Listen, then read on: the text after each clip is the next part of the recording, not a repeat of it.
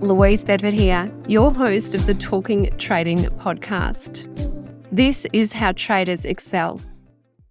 I have got a lovely guest for us today, Mr. Don Elgin. Don Elgin and I have just clicked. From the very first moment we saw each other, we just stood around with goofy smiles on our faces. And the thing that I find is that friends often challenge friends. Don, you said something to me. I think about it 4 or 5 times a week, and you said it over a year ago. And I'm about to tell you what that is, but I want to give you a good introduction first. So I think that's it. It's quite amazing to me. I love interviewing people with your mindset. Now, you are a Paralympic medalist, motivational speaker, and proud father of 4. Born without the lower half of your left leg in New South Wales, you have transformed the way people see that word handicap, which I'm not a huge fan of, but I'd love to hear your thoughts on it. You have had an extraordinary life so far and more to come. You've competed in 4 World Championships, 3 Paralympic Games, and you've stood behind podiums not only as an athlete, but also as a motivational speaker. Your warmth and humour is just awesome, and I bloody love it. Your autobiography, One Foot on the Podium, earned you a silver medal at the Independent Publisher Book Awards in 2016. Magic, my friend. Don, welcome to the show. Mate, it is so good to see you again. It is a beautiful introduction. Thank you so much for that. And I think you nailed it when you said friends challenge each other. I think friends get each other. That's the wonderful thing about being a human, is we have the capacity to open up and let people in. And I think when we know who we are, we attract our mob. And they're people that aren't necessarily exactly the same as us, but they get us. And when we're with people like that, a lot's easy. We don't have to try. We don't have to really force it. We can just be us. And sometimes being us, we're weird. You know, we're not like everybody else or the other people, and so it can feel awkward. So it's a beautiful thing when you find your mob and people you can get comfortable with. Absolutely. And I want everybody listening to listen for the trading lessons. Not only have I invited Don onto the show for inspiration, because high performance psychology is very similar to trading psychology, but I also want you to consider how you can apply what Don is about to share. Now, Don, do you want to know what I think about all those times every week? I'll edge of the seat stuff, mate. Absolutely, I want to know. You said to me, and this is over a year ago, you said to me that one of your favorite things to do is to watch these huge, big, burly guys with muscles upon muscles go into the gym, maybe after they've had some sort of rehab situation or an injury, and then they do a tiny little exercise. They just go with a TheraBand. But they are in the gym and they are doing their best, and they're doing their best for their bodies, for their minds, the mirror neurons that keep firing. The more that we can actually train ourselves by seeing the people who have achieved what we want, the more we can adopt that. And I think about that so often in relation to trading, because as traders, we do have to do those basics time and time again, but also with my own health and situation, doing those basics can make the biggest difference to our life. So, Don, I don't even know if you remember telling me that. I absolutely remember. And the reason that stands out for me is because when I experienced it, and I walked into the gym and in the Institute of Sport, and I'm seeing these men mountains, these guys with the most beautiful physiques, that you're intimidated by being around some of these people sometimes, and then to see them do things that a tiny little child can do, and they know why they're doing it. There's been smarter people than them that have said, this is what you have to do to get right, to get back. So you can lift the big weights and you can do what you need to and stand on the world podium again. And when you understand the psychology of that, of doing all the things you need to do to get to where you want to go, then you're willing to do anything, to be honest. And it is focusing on those individual building blocks of success, trying not to get daunted by the whole. And I do want to ask you about purpose and how your life's purpose and your values can feed into creating a success, because I know this is something that we both share. We talk a lot to our people about how to get in alignment, but I want to hear specifically how this can help you bounce back from setbacks. Yeah, well, I think that the first thing to understand around our purpose is I often get asked by people, oh, Don, I'd like to do what you do. I'd like to be a motivational speaker and I've got a great story. And I'm going, great. How well do you know your story? And people say, oh, no, I know that I had an injury here. I had this here. And I go, okay, how well do you know the impact of that story? And they said, what do you mean the impact? I'm saying, well, when you're talking about your injuries and the fact that it's devastation, or you lost your leg or whatever it might be, do you know the impact that might have on somebody that's hearing that for the first time, that they're able to take away and relate to that? And where I got the understanding around being sort of almost 2 steps past where we currently are was by listening to Shane Warne one day. And Shane was talking about the fact that when he sets the field, before he bowls a ball, he'd set the field because he's anticipating this delivery is going to have the batsman react in a particular way. And if he does that, the ball's going to land there. So he's anticipating where the ball's landing based on what the batsman's going to do, based on how he's going to bowl the ball.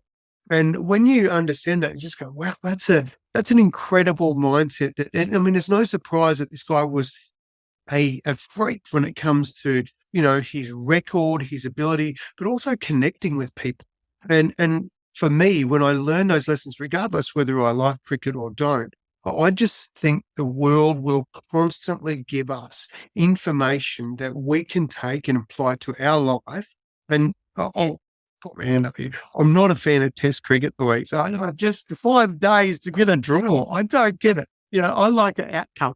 And I know the cricket people here will go, you can't say that. I did. But the truth is, for me, I still believe it's a great learning opportunity. And just like this podcast today, like a show, like there's so many things that we can learn. The easiest way to apply them to our life is to know, who are we? What drives us? What gets me out of bed every day? And I know for me, I'm a natural helper. I get a lot of satisfaction and joy out of seeing people do well.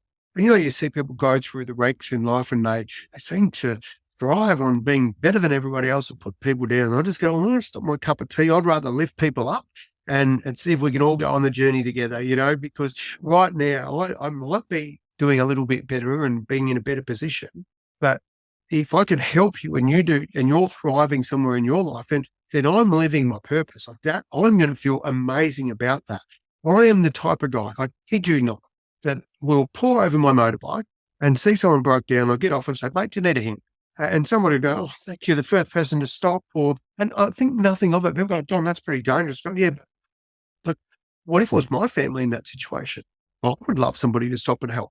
So me as a helper, I think nothing of it. And so when I'm in a working environment, when I'm doing whatever it is, when I'm choosing my decisions, if it aligns with who I am and my purpose, when things get hard, and make no mistakes, mate, in life, the further you go down any track, harder it gets. And so when the setbacks, when you've ever cried yourself to sleep because you've missed out on something by 10/100ths of a second, you'll know this feeling.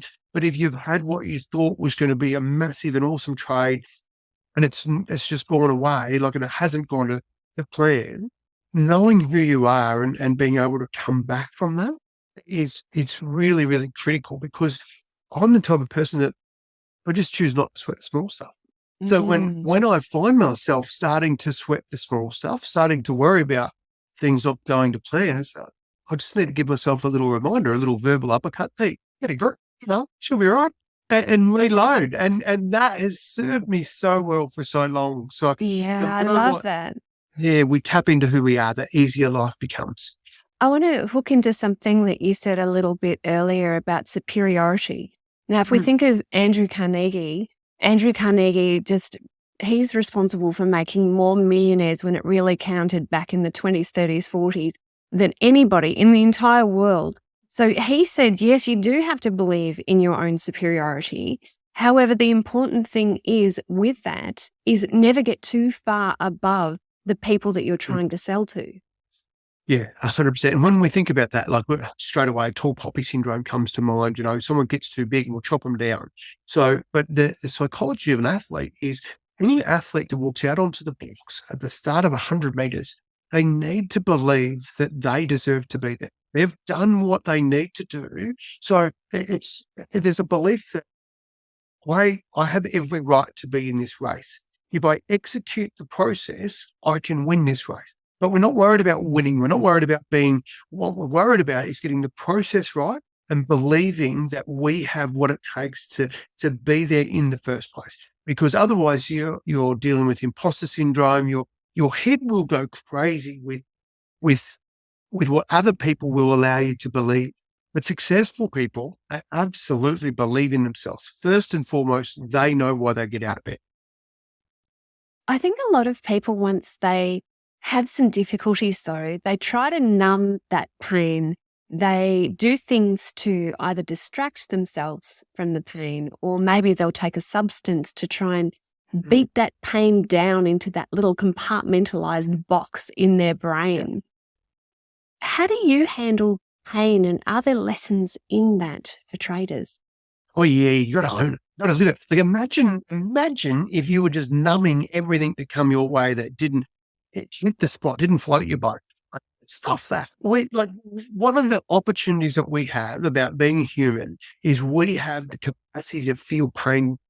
We have capacity to empathize and to go through life and never experience heartbreak or disappointment to that when somebody close to you passes away, like that genuine anguish and loss, at some point you become grateful for feeling that, for being able to feel it, for not numbing it down. So, and the other thing that happens is the more you experience what life has to offer, the more you want it. I've never touched a single illegal drug in my life, like recreation or anything. I would just feel like I might miss something. Like this, I don't want to miss anything. I don't want to go through my life in this vanilla way and just get all, okay, this is a very mundane way to live life and you don't have devastation. You're not laughing yourself, I want the extremes. I want to feel it all, and being present is the way to do that. So, and absolutely. So, and that doesn't mean that every experience is going to be great. There's going to be some shockers. Again, if you're not open to that, then you're going to miss what it feels like. And the other real valuable thing about that is after you've been bitten and things haven't worked, then it's a great tool to use as a safety net to avoid going back making the same dumb decision that got you bitten in the first place. And the people that move the fastest, boys, in my experience, are the ones that have got an incentive. They've got a reason that they're getting out of bed. They've got a goal and they've got something they want to get away from. So, we talk about the carrot and and it's that being in the middle. So if you've never had the stick, if you've never had the disappointment, then how do you know what you're getting away from? How do you know what's going to help you move forward? So yeah, I'm big on experience the lot. With that thought about where is your breaking point, I think a lot of traders have as a secret concern, how far do I go before this isn't my thing? How far do I say, yes, I'm leading the way for my family, but they're not actually behind you? Will that actually break the trader? You've got a great concept, your pilot light concept. How can that help traders in this situation? Well, I think there's a few things. Well, the pilot I'll touch on in a moment. One thing is your ability to communicate, your ability to listen to others and know who to listen to. So we all have that group or a couple of people in our life that no matter what they say, we take notice of.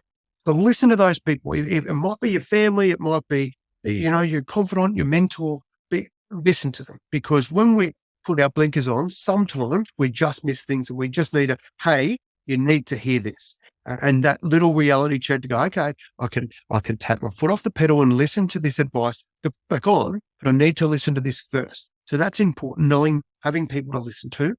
But the pilot light for me years ago, somebody said to me about motivation. I'd get introduced as a motivational speaker and I just thought, well, you're in trouble if you're waiting for it to motivate you because just like, oh, I use my motivation for me, mate, and I'm loving life, but I'm ready to share. And I thought, well, what is motivation? And I thought, it's personal, like it's even more personal than your undies because you choose, when you want to be motivated and what it means to you and how to use it. And if someone gets introduced as a comedian, the first thing most people say is, right, make me laugh. And Tell me a joke. Yeah, exactly. So you put on the back foot straight away. And I thought, well, if that's me as a motivational speaker, I'm going to put it back on you and say, good luck. So I come up with my view of what motivation is. Purpose. Where does it, if I was to draw it, what would it look like? And this was my thinking. When I was a kid growing up, I was raised in Tokemore in New South Wales. And a bit of background on Tokemore, there was 1,200 and a half people living in Tokemore when I was there, and I was the half. So I loved being just part of the furniture. We had a caravan park and people would come to our caravan park and we had toilets at the front and back. And to keep the hot water running, we would have a big diesel tank and you'd have to prime the diesel tank and then light the hot water system. And so anytime that diesel tank got empty, you'd have to reignite the pilot. And the job of a pilot light was probably the most undervalued job in the history of mankind. And quite simply is because it has one job, and that is not to go out. It's just got to burn. It's only tiny, and it's just got to stay there and keep burning. And when someone wants hot water, they turn on the tap, and that pours gas or diesel, in this case, into the furnace, and then pilot light will fire up. And so it's easy to see in a gas hot water system because you add gas to a pilot light and all of a sudden you've got a nice ring of flame that'll heat the water. And for me, that described motivation. We're all born with this little sparkle, this little ambition inside us, this little purpose. And whenever we get fuel, so that fuel was a young bloke growing up, the fuel of going to the Olympics or Paralympics for people with a disability, I just thought, wow, how good would that be? So every time I saw the Olympic Games, it was like fuel onto my little ambition, my little pilot light that burns inside. It's like, I'd love to do that. And sometimes our pilot light as a helper or as somebody, we look at things in life that we absolutely despise. And it's like, that's wrong. We see it on the news. And why do people go protest? Because they've had this fuel poured on their pilot light that says, I have to right the wrongs. I have to go, and it changes people. And motivation comes at different times. So you could be meditating and clear your mind and make room for other thoughts, and that could be the motivation. Right, I'm going to do this. And for some people, it's writing a list every day. And some of the satisfaction to put a line through the things or tick them off.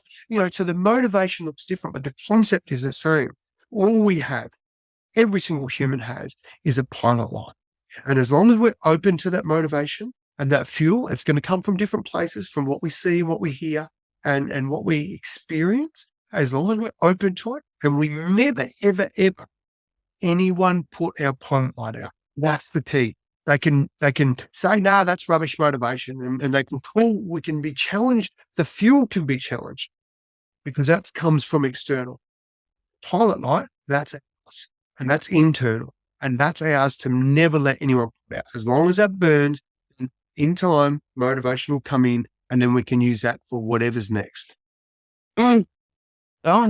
Delicious. I love that thought.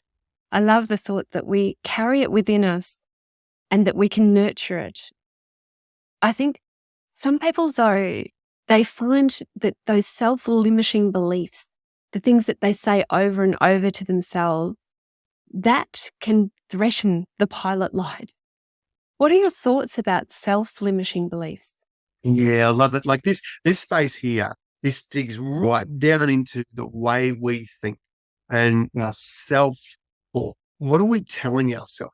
Our self-limiting beliefs can be challenged at any point, by the way. So even if you have been a chronic person who constantly puts themselves down, has had forever had excuses, reasons, being the victim, whatever, it doesn't matter. At any given moment, we can draw a line in the sand and go, right, that's how I was.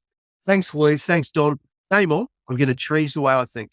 Well, we've got to remember it's not a silver bullet. So it's not going to instantly happen. I didn't get to being the happiest bloke I know by just waking up one day and go, right, game on, I'm happy now. Because I had to continually work on it. And I would have setbacks, and I would keep on working on it because I knew what I wanted to be.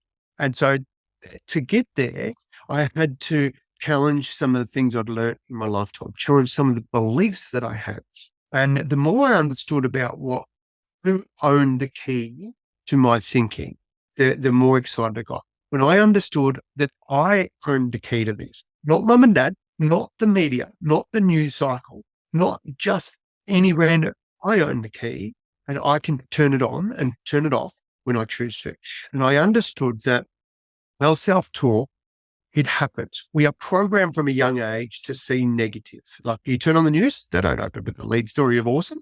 They open with something tragic because it's not anyone's fault. We see that first.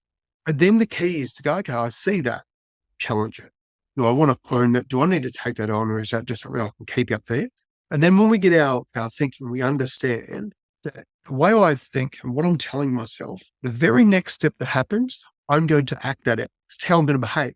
So however you're thinking, to see your thinking, I see your behavior. And then when I see your behavior, others will see your behavior and they will fuel that. So if you think about a triangle and it starts with us up the top with our self-talk, then we act it out. And so I'll give you a scenario here.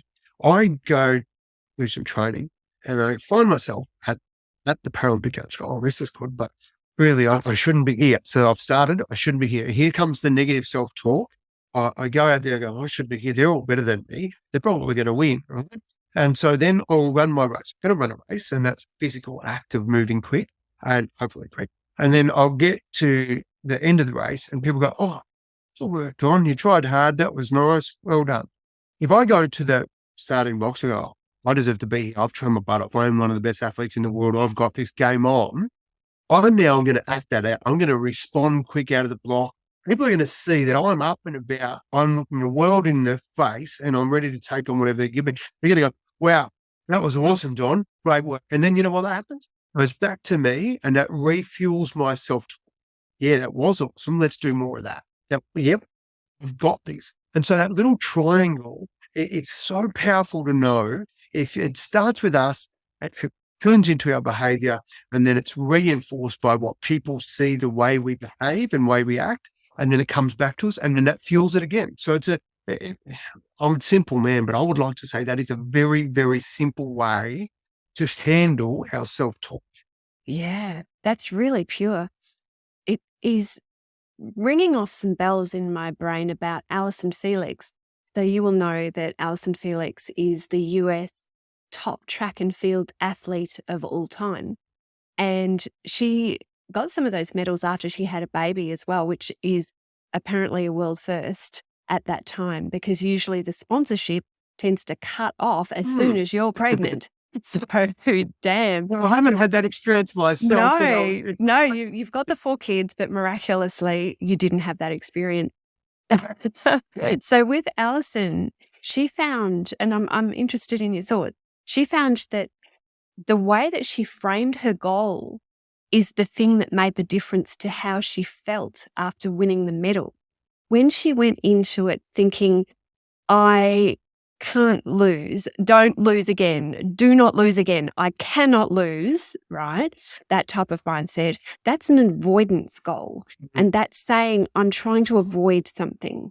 She won the gold medal in 2012. She had that as her self-talk, but she felt relief that the race was over. She didn't feel those accolades coming towards her. She spun her self-talk around. She made it into an approach goal, saying that I'm going to do my best, and when I win, I am going to feel so damn good. It was an approach goal because it was imagining how she'd feel at the end and chasing that outcome.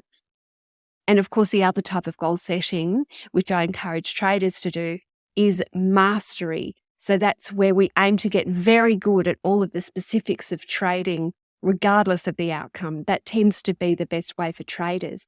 I'd love your thoughts on those three types of goals: avoidance, approach, and mastery, and how it applies to athletes. Well, I think the first and foremost is to embrace all of that. Like, as I said, to feel it and to be a part of it. If we just go, right, oh no, there's no place for that. Remember, I was saying before, one of the real values is being able to work out where I wanted to approach things and how I wanted to go about them.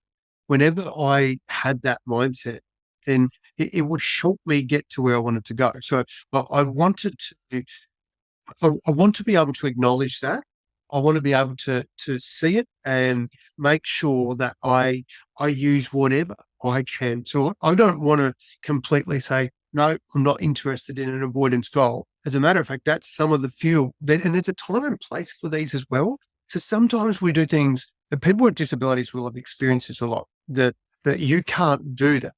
And like it becomes your motivation for a little while, but it wears thin. So that's why I'm saying that embracing, okay, I'll use this when I need to, but there'll be a time when I don't need that anymore, so it's done its job. And then there'll be the approach to saying, okay, well, that's where I want to get to. I was squirming a little bit when you were talking about the avoidance goal, because I just thought the amount of pressure, excess pressure that and the load you would have to carry, just quite simply because you've taken that approach. Like that, life's tough enough. Trading is tough enough. Being an athlete's tough enough without being our toughest critic. We're going to do that anyway. So, well, we can love ourselves. It's okay to do that, and it will help. Trust me, it's a lighter way to go through life. The thing about mastery, and this is where probably the difference between good and great is, we can go through and go, well, that was good. But if we get to good, then typically we get complacent. And so mastery is about saying, how do we make that great? What are those steps? I will get there. And it is a level of self-belief, but the true masters are the ones that they're able to make informed decisions. They're open. They know that, yes, they are responsible. It doesn't mean that they have to reinvent the wheel. I mean, they don't. And so it's the power of being able to go, what can I use? My dad would often say, mate, and he would watch other people, because the smartest person in the room realizes they're not the smartest person in the room. And it's just like, that's the key. It's being able to surround yourself with people that can help you become the person that you want to be. And to get there, we need great advice. The last time we caught up, I made you walk through a film studio with all sorts of cables and cameras and lighting discs, and it was so difficult. And I felt guilty, actually, because I'm like, I'm making Don Elgin walk through this incredibly difficult situation to even get to the chair so that I could interview you. The thing is that you told me that you felt grateful that you've got one leg, and that you use gratitude as a tool in your arsenal. I would love to hear more about that. And I do apologize. I had no control over all of that. Seriously, all those cables were nothing, mate. I've trick-coded twice, so I can assure you, the switch cables, I've got that. And gratitude is probably my default starting point. And the reason I got to that point is, one is, again, I educated myself and kept myself a gratitude journal to really start to understand how I can use this, how I can put my mind in a place that is positive to start with. And we often look down, like, every single day, Louise, for the listeners that have never experienced me in the past in any way, shape or form. You said in the intro, I'm without my leg. I was born without the below half of my left leg. And every day I look down and check just in case some sort of miracle has grown back, because wouldn't that be good? It hasn't and it won't, but I'd still check. Anyway, and sometimes I've had enough to drink and I think I'd probably get a growth back on the back of that. So anyway, But what happens is when I start my day, I sleep without my leg on. So for an amputee, it's probably the equivalent, wearing a leg as it is for, an able-bodied person to wear a pair of shoes. So you wouldn't go to bed with it. You don't go to water with it. So you can get a water leg. And this is where things really stepped up for me, is every day I would hop out of bed and I'd literally hop to the toilet. I'd go to the toilet standing on one leg. I'd have my shower on one leg and then I'd hop out of the shower and I'd hop back to my bed and I'd put my leg on and then I would take my first step for the day. And every day when I first go to put my leg on, I look down and yes, my leg's not there, but I'm grateful for the one that I've got. I figure if I've got that one good leg, I'm really able to hop. So giddy up. That's one step that I'm able to take that, someone with no legs couldn't take, and someone in a wheelchair. So I'm fortunate that I've got that. So my focus is, let's focus on being grateful for what we have. There wasn't until I was about 40 something that I got my first ever water leg.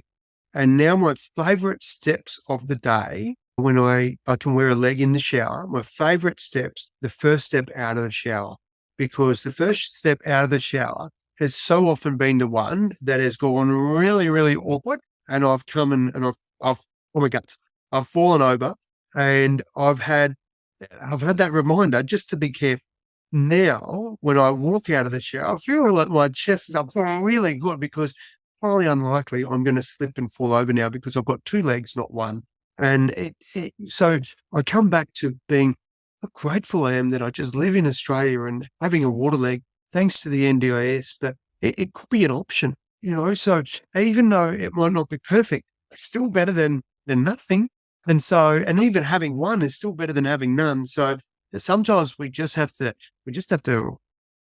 restock and have a look at what have we got? What's our situation? Anyone who's listening to your podcast, who's fortunate enough to have you as a guide to how to be a great trader, is already they're better off than somebody who hasn't got. And so just being reminded about that. And sometimes we need to be the person that reminds ourselves about what we've got, and starting with gratitude. I kid you not, you will not go wrong. Mm. There are so many things that you've said there. I feel the need to unpack some of this. You are talking about looking at the things that you have rather than the things that you don't have. Being careful about comparing yourself to other people. So as a trader, even just that in essence, know that you need to set your own guidelines for what is good. For me, following my trading plan, that is the key. So I've made a good trade if I follow my trading plan. If I haven't followed my trading plan, even if I make a profit, that is a bad trade. Now, speaking about rewards and punishments, I do donate money to charities. I've got one particular charity that I love, Opportunity International. If I have made a profit and I haven't followed my trading plan, I give that money away because it's almost like it can't play with the other dollars in its little portfolio playpen. It, to me, seems much more pure than keeping the money and rewarding myself for that misdemeanor. I'd love to hear your thoughts about maintaining motivation in the idea that sometimes we have to be harsh on ourselves. We have to not forgive ourselves immediately. We need to actually step up, own it, but then also say, you did the wrong thing. Therefore, do you punish yourself? Yeah, really good question. There's a couple of things around that. Motivation's overrated. It's come from a motivational speaker. Get your head around that. That's a bad business decision there, Don. So I tell you why I think it's overrated. Have a look at the president of the United States, right? When Obama became president, what he decided to do was have two ties. Two ties. Every single time you see him, apart from when he's shooting hoops, he's wearing a tie. And he said, and I really rate this. I've got so many things to do. I don't have time to worry about my wardrobe. So what I'm going to do is I'm going to set a pattern. And I'm just going to follow that same pattern every single time. So then you don't need to be motivated. You just need to go through the steps. We think about going to the gym. You want to get to the gym every day, or if you want to be a successful trader, just go through the process. Put things in place where you don't have to be motivated to do it. You just have to take that one step. And for me, I know if I'm going to get up and exercise in the morning, and I much prefer morning exercise, I sometimes will put my running shoes on my leg already, so I'm half dressed before I even get out of bed. And then that's one less thing I've got to do. So I don't need to be motivated to do that. I just need to do it. And this is where I love around life when successful people, they work out what are the processes or the tools or the path. What is the path that they need to tread most regularly, and they just do it. So we give ourselves reasons, and sure, we can get off track. Like, so this is a wonderful time of year because diets become a big thing because we just little fatties after eating through Christmas. And for me, it's like, actually, it's about lifestyle. I don't need to be on diet. I just need to make sure I follow the same process each time, and I won't balloon because I'm doing the right thing on my body all the time. So it's just, and if I get off track, that's okay. Because I've already factored into my life that I am not perfect. I am going to stray. I'm not going to follow all the rules. But by and large, life is easier when I follow. So I bring myself back on track. So I just think that stick to what we know works. And if we stray from it, get back to it as soon as we can. And I like I'm that. not a massive fan of beating myself up too much. I'd rather just go, no, back on track, mate. You've got this. And I'm kind to myself. I've spent too long not being kind. And the world don't replace that not being kind either. They'll happily pile in. So I stop it. I figure if they're going to pile in, they need somebody in my corner that's going to love me all the time. Going to be me. And I think one of the places that research backs that athletes are not kind to themselves is when they win a silver medal. There has been research that says if you analyze people's faces on the podium, so you've got your gold, your silver, and you've got your bronze, the gold person is the happiest. They're just like glowing. It's awesome. And you would know how that feels. The bronze medalist, surprisingly, is the second happiest because I think the research suggests they very nearly weren't on the podium. They were so close to not having a place at all. So they're just grateful that they made it for a bronze. But the silver medalist, so close to gold, but didn't make it. Yeah. Do you feel in your experience that that is accurate? And how can we apply this to the trading arena? I'm asking a broad question here, I know, but I'd love to hear your thoughts. Well, first and foremost, I think one, you nailed spot on. And the reason the silver medalist is probably the least satisfied on the podium is because athletes are very, very critical. And it's highly unlikely a silver medalist. If you're a silver medalist and you've done your PB, then that the personal best, then that will be in time satisfying. But at that moment, because you're a competitor and you're in the arena and you believe that you've got the chance, the only time that you will be comfortable to be the silver medalist, or most likely, is if the gold medalist has broken the world record. So I have this wonderful philosophy in life, and that is, if you can't win, make the person in front break the record. And because what that did is it gave me space to go, well, if they're going to beat me, they're going to be bloody good. And so I would get comfortable with what I did, knowing that I put somebody.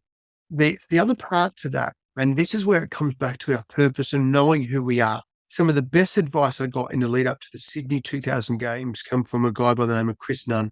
Chris Nunn's more famous for his ex-wife, Glenys Nunn, who won a gold medal at the 84 Olympic Games in the heptathlon. And Chris Nunn was the head coach of the Australian 2000 team. And he said, go back and tell your family, your friends, tell the people around you what your goal is.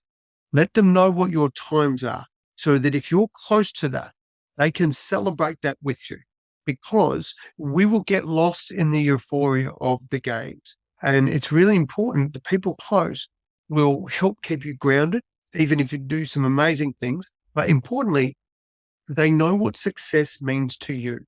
And that for me is just that really powerful thing. So in a trading situation, if you know what success is for you and you follow the process and you've got that outcome, bloody celebrate it. Regardless, gold, silver, or bronze, it should be celebrated. And for me, it's just there's sometimes very, very simple reminders that we have to make to ourselves to remember, hey, this is a good thing. One of my most useful tools that I had during my athletics career was my diary, because every time I do a weight training session or whatever, I'd just mark down what the weights were. And every now and then I'd be like, oh, yeah, that could be better.